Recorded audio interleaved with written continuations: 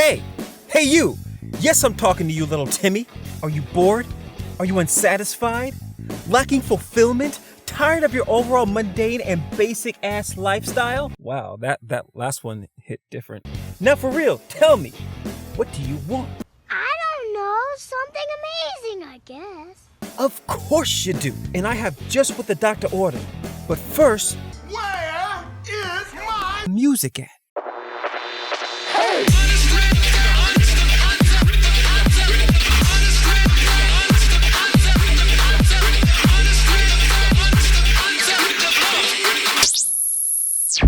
Little Timmy, get ready to go on a journey, because I'm about to drop that sweet, glorious knowledge on that noggin of yours. Wouldn't you like to be able to summon lightning from the heavens? To shoot fire from the palms of your hands? To wield psychokinesis with your very own mind? Of course you do, but you can't, because you be basic like that. But what if I told you I can show you where you can?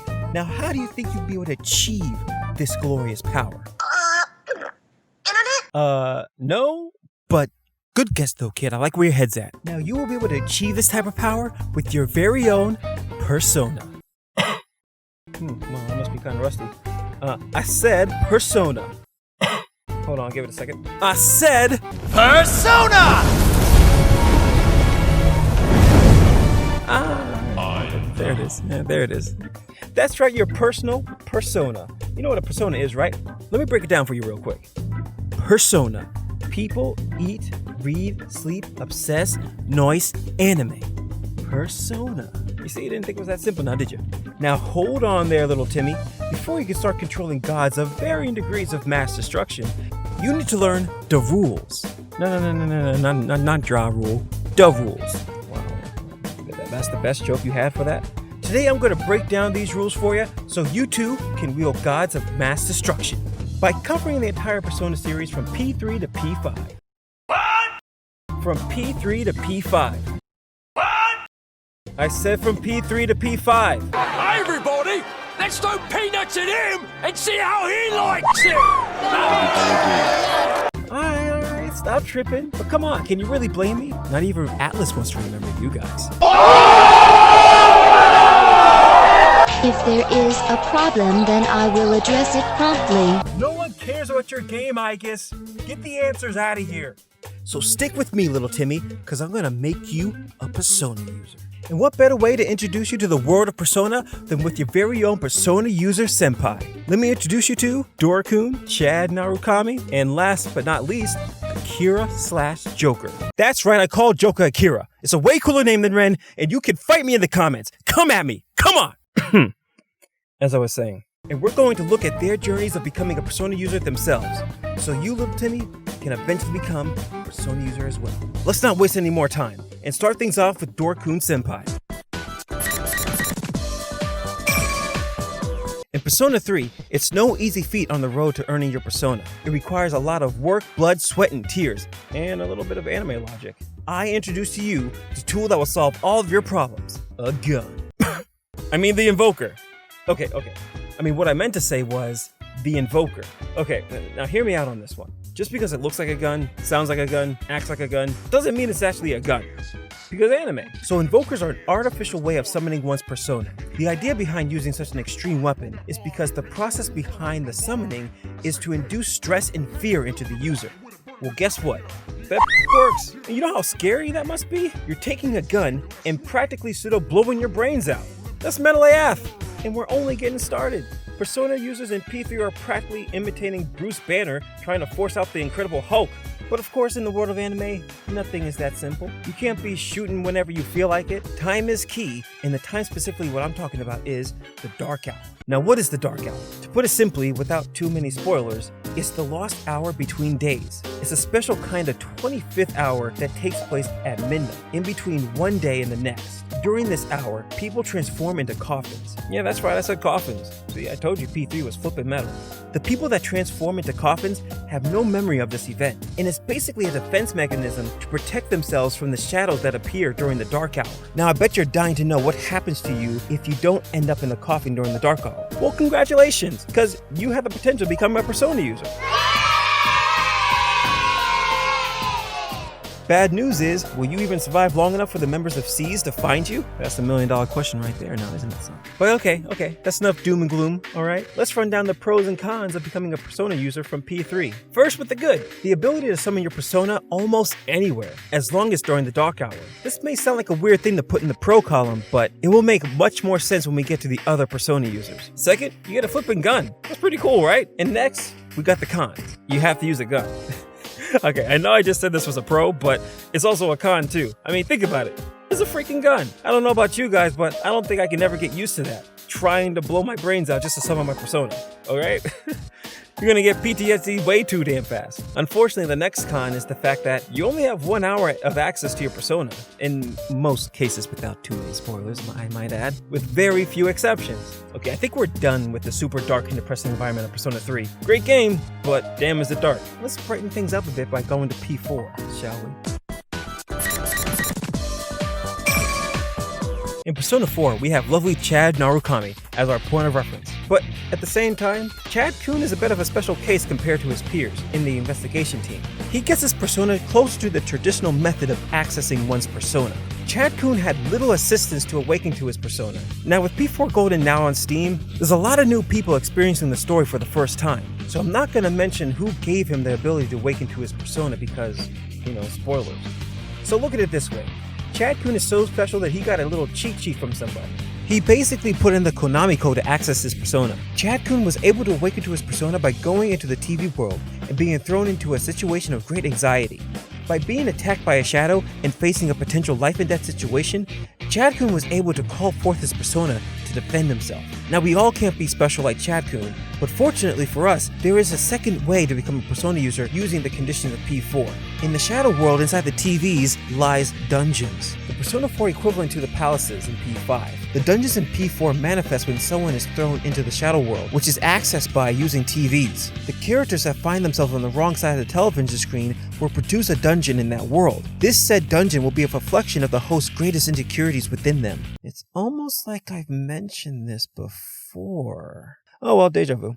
At the heart of a dungeon, the host will have to face their shadow version of themselves. This shadow is a physical manifestation of the host's personal insecurities. These insecurities are the other side of themselves, in other words, a persona that the host can't face or accept. When the moment comes for the host to confront their shadow, there are two possible scenarios that can happen. First, the hosts accept their shadow and learns to love themselves for who they are, so they can live happily ever after. Or two, the host rejects their shadow, and then the shadow lashes out of pure jealousy. I mean, let's face it, 9 times out of 10, that shadow's gonna be lashing out at you. I mean, let's be real here. People just innately can't face their insecurities. It's one of the hardest things a person can do. By the end of this, a battle inevitably ensues, and in the aftermath, the host accepts their shadow to reveal their persona.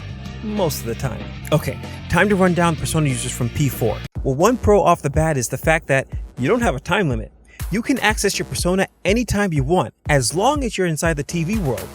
Fair enough. Next, you have two options for awakening your persona. It may not be a gun, but it's a bit safer. Either you hit the lottery and awaken your persona because you're lucky like that, or you can face your shadow. Now, for the cons. You have to face your shadow.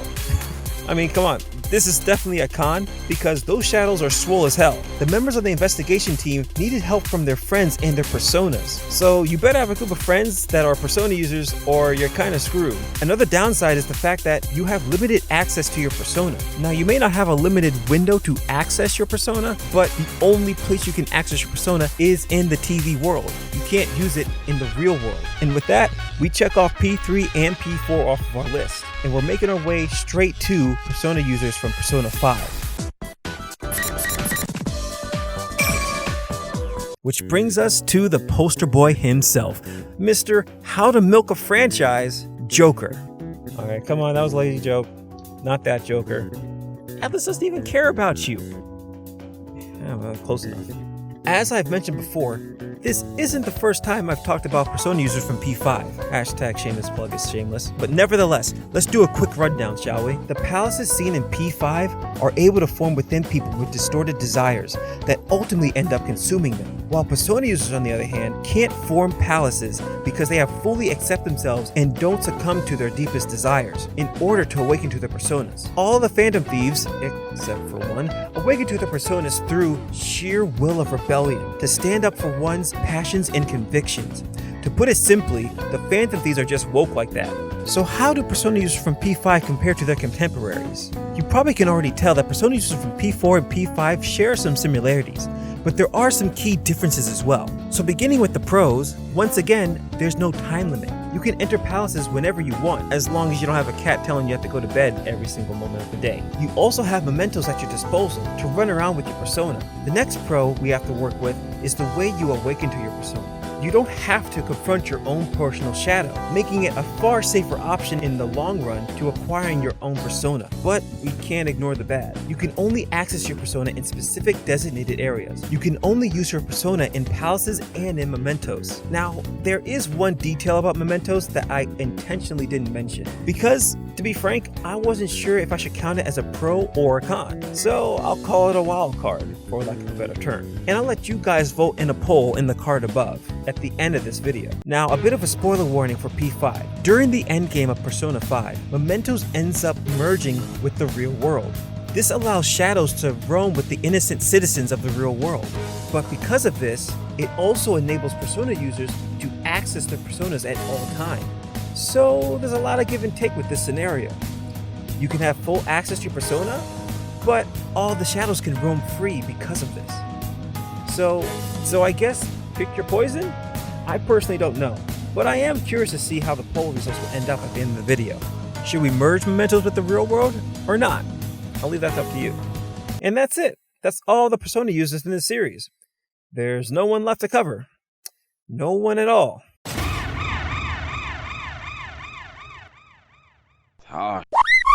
Here we go again. Now comes to the point where I need to address the elephant in the room. And no, I'm not talking about Haru's big ass forehead. I'm sorry, baby girl. I'm sorry.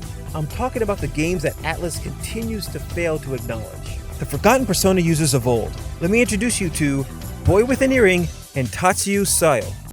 Who? It's Persona 1 and 2. I'm talking about Persona users from 1 and 2. Oh my gosh, I probably butchered that last name. From P1 and P2 respectively. And no, I'm not making fun of the Persona user from P1. He just doesn't have an official canon name. So, to make things simple, we can use his manga name, Naoya, for the time being. Now, to prevent this video from getting any longer than it already is, I'm just going to cut to the chase. Out of all the Persona users that we've covered so far, Naoya and Tatsuya makes the others look like straight up posers, which in hindsight is pretty accurate. To put it simply, they are the purest form of Persona user you can get. There are no restrictions or caveats to the Persona access. The protagonists from P1 and P2 can use their personas whenever they want, wherever they want.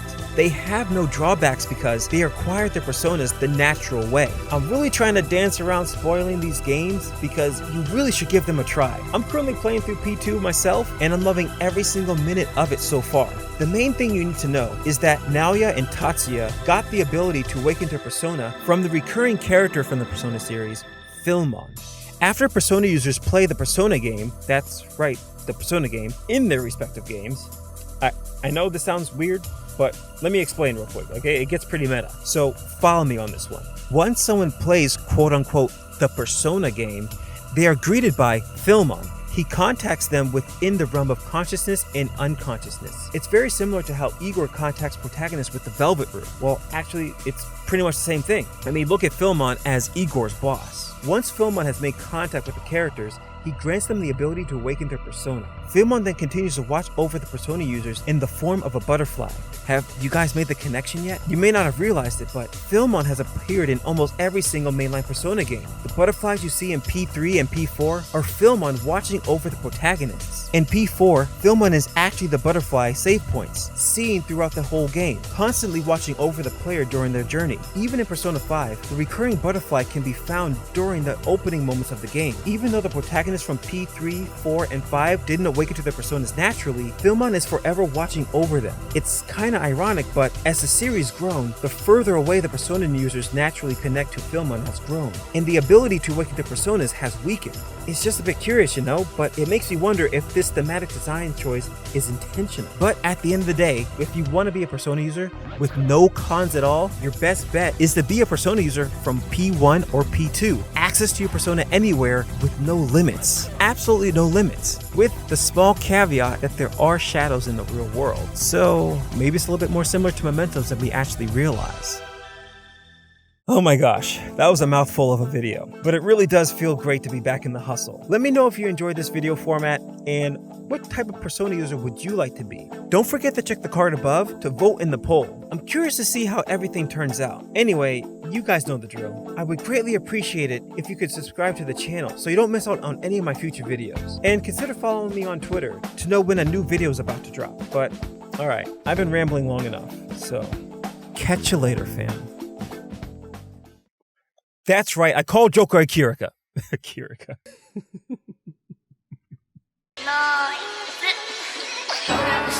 Show down the smoke, and show me the windows, show what I'm told. And don't you forget that this world is so cold. I don't even know what I'm chasing no more. Tell me what I want, just keep searching on. It's never enough, fuck out the car, run out the gun. I wouldn't give one if I could find a fun.